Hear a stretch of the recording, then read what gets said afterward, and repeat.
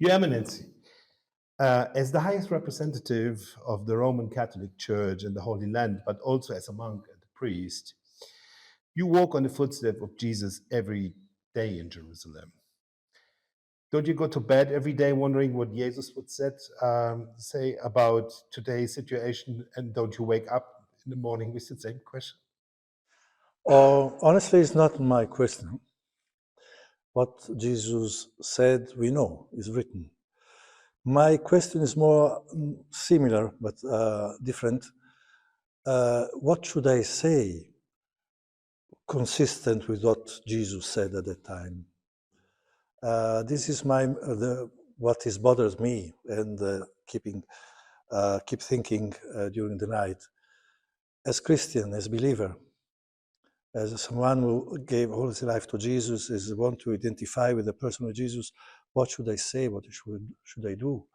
How should I express this faith in a concrete, honest, respectful, but also clear and clean way here today in this terrible situation we are living? This is my question, honestly. So next to like pastoral care work, diplomacy has always been one of the oldest tasks of the church. Not the first one, but yes, is one of. Yeah. So may I ask you, what would you personally expect from the conflict parties? The war is still going on, the hostages are not all returned. Gaza, the situation is very concerning. What would you expect from the two parties to do now? It's very difficult to predict. The situation is very unpredictable, can change from day to day. And I'm not very positive. Till now, the political institutions show their failure, the lack of vision. It was evident. But maybe now, maybe, I don't know, something will come. I know for sure, having some contacts, that they're trying to reach a new agreement on a different base concerning the hostages, the ceasefire, and the future of the strip of Gaza. We are talking now. But no one knows how this could end. In case this will fail, will be very, very problematic, very catastrophic situation, even more than now. If you look at the Israeli government, you talk about a lack of vision. What vision is lacking from politicians? Well, you have to start from the simple things. The vision for the day after the war. The vision for this conflict is going on too long. I'm not talking just about the war, but the conflict, the Palestinian-Israeli conflict, too long. Without vision, it will be endless. And if you care about your people, as politicians, you care about the good of your people, of your country, you need to build a vision. If you don't want a two-state solution, what other solution you want? Palestinians and Israelis will remain here, and they need a vision, they need a framework to live in this land, one close to another, not together. It's not the moment now, but we have to find a way to do it, and this is up to the politicians to give these opportunities and to find these ways. When we talk to people in Israel and also to people in Palestine, we have very different positions. So how many parties are there in the conflict? Or different, according to the parties, I think there is a big competition between Israeli and Palestinians because they are all fragmented. This is part of the problem. The Israeli society is also quite fragmented. We see with the demonstration all over the country in the last months. Even the Palestinian, the West Bank, of course, there are factions, divisions, and this is one of element that show the political crisis we are living in, and lack of leadership also, because for vision we need leader. After October 7th, you had immediately offered to exchange yourself for the hostages that have been abandoned to Everyone Gaza. mentioned this, I don't know. Yes, it was a big headline, so it was immediately rejected. And do you now see other possibilities to get personally involved as a church leader that is representing a big population in the world to personally take action in the negotiations? The church never left the table, but everyone has to remain in his place, and we have to look not to be visible, but to be helpful. So, if I may ask, are there maybe some concrete steps you could take? It's better not to be too precise, of course, but anyway, the role of the church is not to mediate, because mediation here means which prisoners to release, who yes or not. It's not up to us to enter into this, but we can facilitate this dialogue. We just did a tour in the West Bank, and we talked to a lot of people there, and many have reported the also land theft of Jewish settlers, but also like maybe a bit more under the radar land theft by Islamists from Christian land. Do you think the church can take action in this area? I mean, we are very active in this as much as we can. We don't have an army. We are a church entity. So we appeal to the authorities, to the and the political authorities, diplomatic, international community, to at least to be aware of the problems there. Sometimes we assist of facts and in a total impunity. And it seems to is becoming a kind of no man land or no authority land or something like that, which is a problem. We try to, the only thing we have is words. So we try to raise this awareness and to talk about it as much as we can. And of course, also to find all the means to support concretely also, especially our people. So how could this support look like? We didn't succeed that much, honestly. We succeed in helping, assisting the population, but to solve this problem, once again, we go back to the previous topic, the leadership and the control of the territory with of the political authorities is very weak. You're one of the few church leaders that regularly visit the war zone in Gaza. So you go there regularly. Can you maybe inform us briefly about the situation and what you have seen there? What I've seen is what I've not seen. I mean, I've been there many times before the war, but when I've been there during the war twice, and the first thing you notice is the level of destruction. You didn't find for kilometers one single house standing. And mountains of garbage, the smell because of the sewage system doesn't work anymore. So the first impression is total abandoned land. And the people living there in the midst of nothing, in the middle of nothing, in nowhere.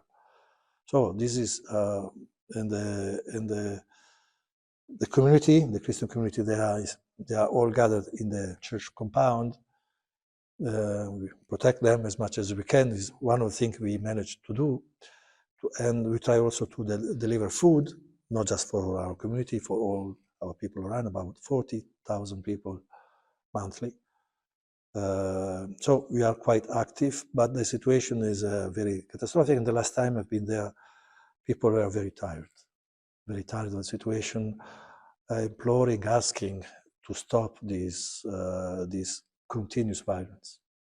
So Israeli authorities allow you to deliver this big amount of food to the Gaza Strip?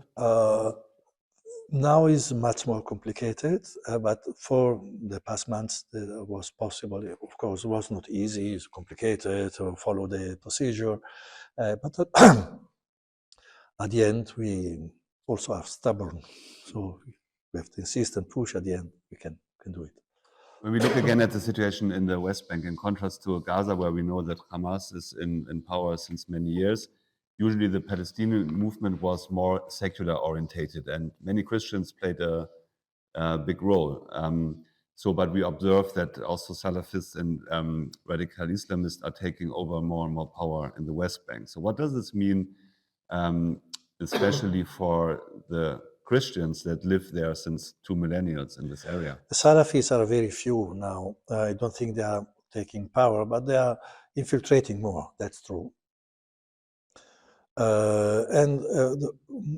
are paying the price as Christians, but not only Christians, also the civil society, the civil organizations are paying the price of these last years of lack of control over the territory, the continuous violence, and frustration of the people. And these movements, they take advantage of this tiredness of the people in order to consolidate their presence. We have not to be, now seems to be the time of fear. What I keep saying to our community, fear paralyzes. We want to be alive. So it's necessary to be proactive, in a moment where everyone says me, I, and no one else, we have to say we have to create these, go out, not to close ourselves in our small borders and boundaries. It's not simple, it's not easy.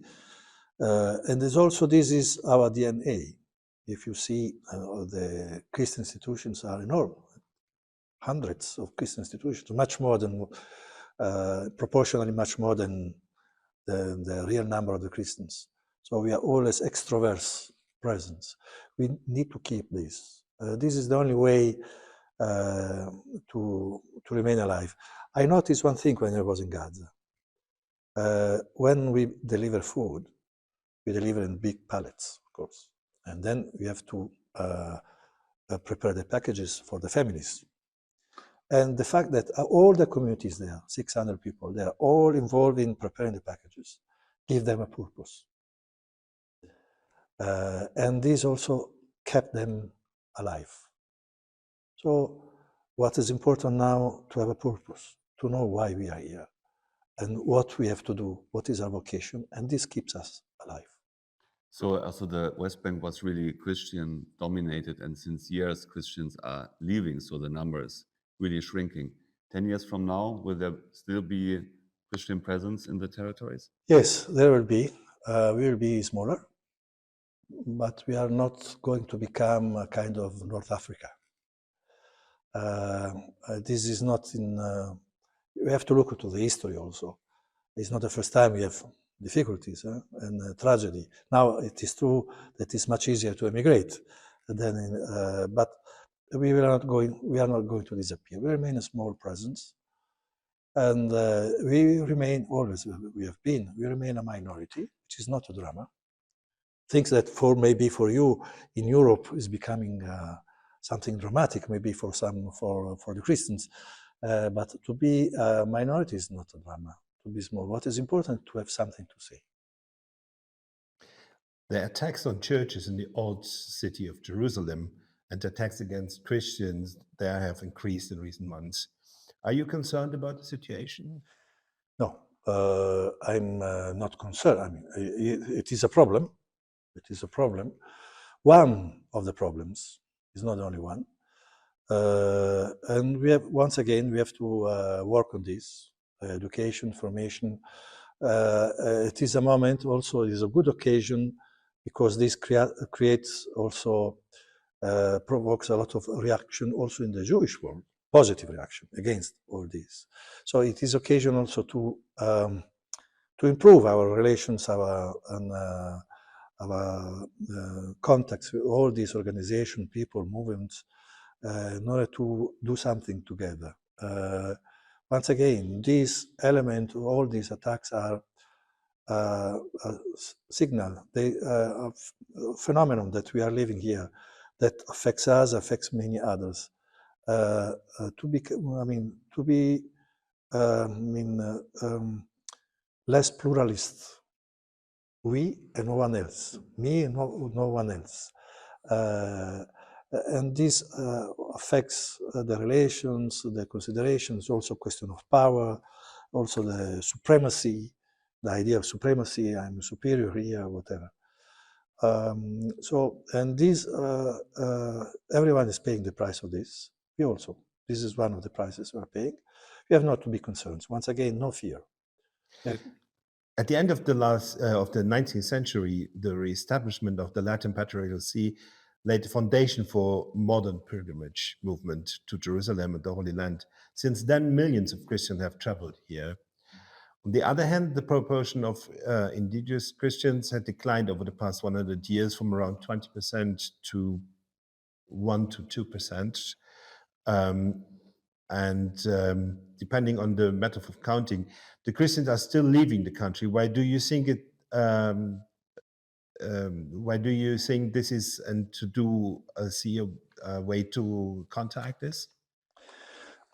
First of all, statistics depends how you read them. If you look at the number of the Christians at the end of the 20th century and the number of today, we are more than them. The others, Jews and Muslims, are much more. They increase much more, larger families and so on. So we didn't grow as proportionally the others, but we grow. Now the trend is opposite. We are diminishing, as already been said. And the reason is not economic. Those who are migrating are those who belong to the middle class. They have the means to remain here, to live here. It's not only economic. It is mainly connected to the political situation, the consequences of political situation, the violence, the lack of security, the lack of stability. All these create a lot of tensions in families. The difficulty of movement, especially if you are in West Bank, the idea always to be different because you are Christian minority, so less considered than others. All this is becoming more and more complicated, especially for many families. But once again, we are not migrating. We are not disappearing. And once again, the church is very active in helping, supporting, but we cannot solve the political situation. After the Corona on the 7th of October, the Christian churches in the Holy Land come much closer together than they were in the past. We keep hearing about the new economism. How do you assess this development? First of all, I have to say that we started to talk much before the COVID. So I'm 35 years living here, so I saw all the changes during the years, which is, of course, the COVID accelerated a process that started before of mutual understanding, and you saw the works on the reparation of the Basilica of Nativity done together, now the Basilica of the Holy Sepulchre. Also from the pastoral point of view, in the parishes, the relations are improving here and there. Of course, we have some narrow-minded here and there among Orthodox, but also among Catholics too. But generally speaking, the situation is much better. And we are able also to organize common projects from the social point of view, housing projects, schools. We are talking about this. One example, this year we are celebrating 1,700 years of Nicaea. Usually after Easter, we exchange greetings one by one, 2 days, because there are so many churches. So this year we decided not to do this, but to go all together, without protocol, without status quo, without all these past protocols, to go all together to Holy Sepulchre and celebrate there, and to say there all together the Creed of Nicaea. With all our people, without protocol, without status quo. I mean, just a sign to say how the situation is very, very serene now. Is Jerusalem the new nucleus of this economic movement? We are a model, one of the models. Jerusalem is the only place where the churches live together, and where all the churches cannot do anything by themselves. Like we Catholic, we cannot do anything as Catholic. We need the approval of the Orthodox and vice versa, and all the others, the other churches and so on. So it's a unique place, a kind of condominium where we live and share the same spaces. the vast majority of the families, Christian families, are mixed families. So for us, the living together, the relations are pastoral problem more than theological. And the relations, once again, among us, we remain different, and we always remain different. We belong to different traditions, different histories. The wounds of the division of the church remain. We have to bear it, you like it or not. But there are many ways to bear it. So, and Jerusalem says one way of living together as churches in a serene way, remaining each one themselves. Do you have the impression that this development is being encouraged by the Pope and Rome? Oh, this is a difficult question because I don't want to be unrespectful, but honestly, not that much. Of course, Pope Francis, the Pope, helped to create the international, the general, universal atmosphere, but Jerusalem has its own internal dynamics, quite independent from all what is happening around us.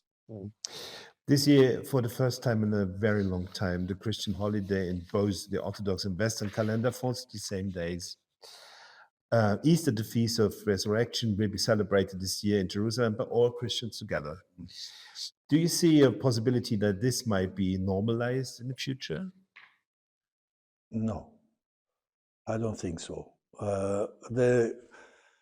The question of calendar is not a theological, is also theological, of course. We have the same approach. We have different calendars, but the same approach from the theological point of view, connected, by the way, with Nicaea. I think it's more a question of power. I don't see Moscow and Rome agree on this. And even if they will agree one day, I'm not sure that if Moscow and Rome will agree, that all the other churches will agree. I'm not sure that evangelicals will agree. And even if all the churches, let's say one day, will agree, do you think that the civil authorities will agree? Once again, we find our solutions here. It's not that complicated.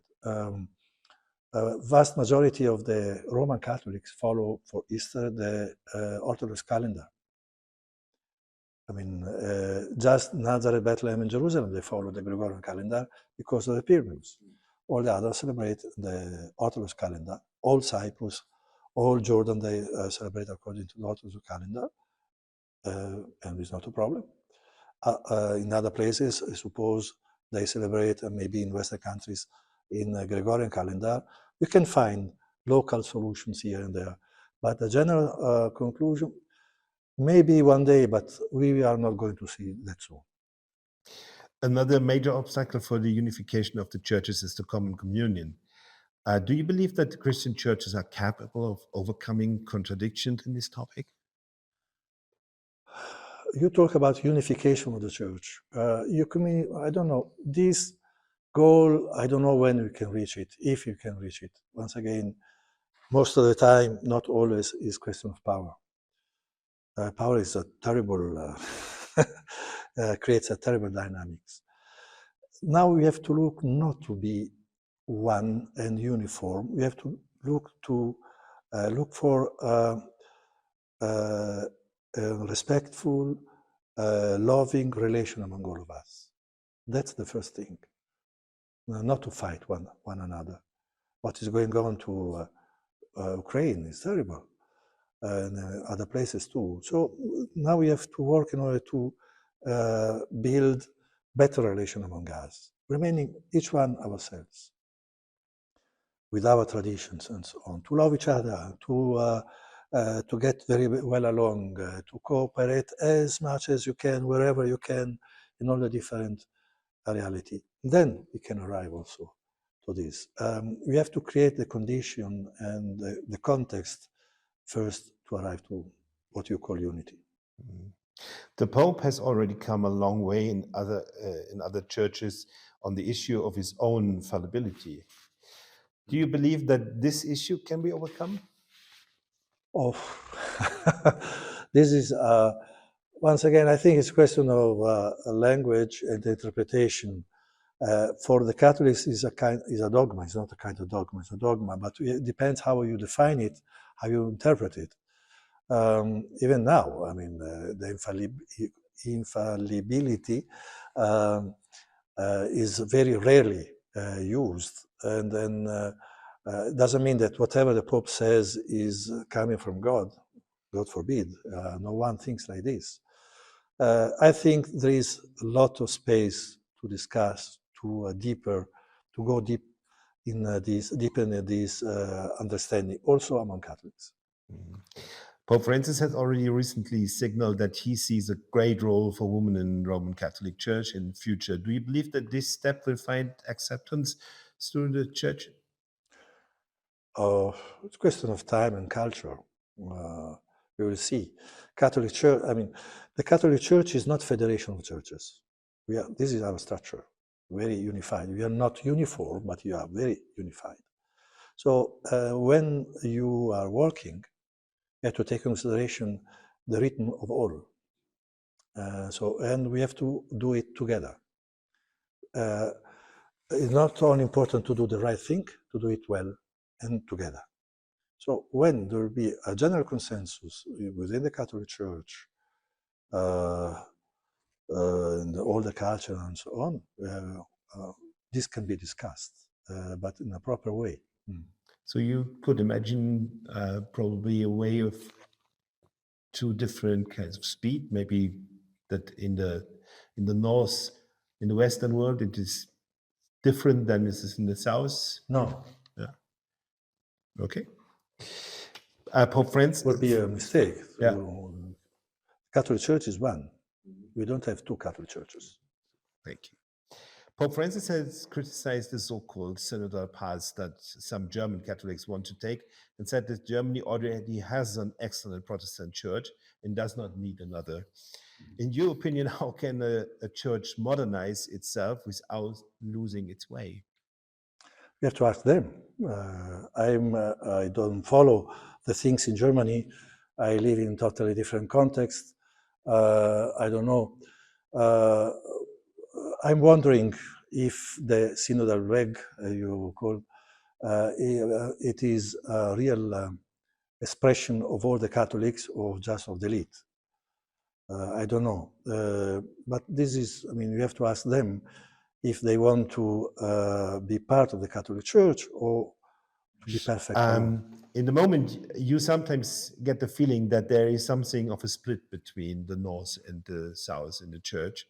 How do you envisage your united Church in the 21st century? This is the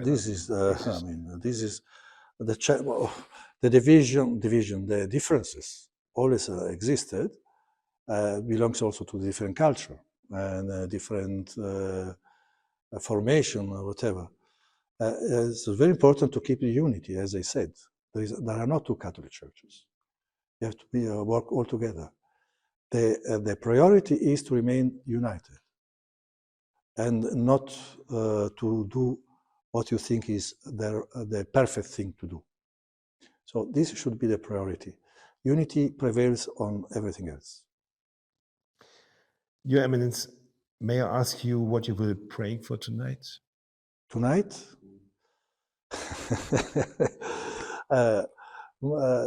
Now, my prayer for tonight is the prayer of also yesterday and tomorrow. First of all, the prayer is for my community. I am the pastor of my community, so the first thing is the intercession for my community spread all over the diocese, and especially Gaza, but not only. There are many others. And then my prayer also is to find the right words to say for Easter, where I'm called to talk about life, love, and hope in a context that seems very complicated. So I need also to get the illumination for this. Eminence, thank you for this interview. Thank you very much.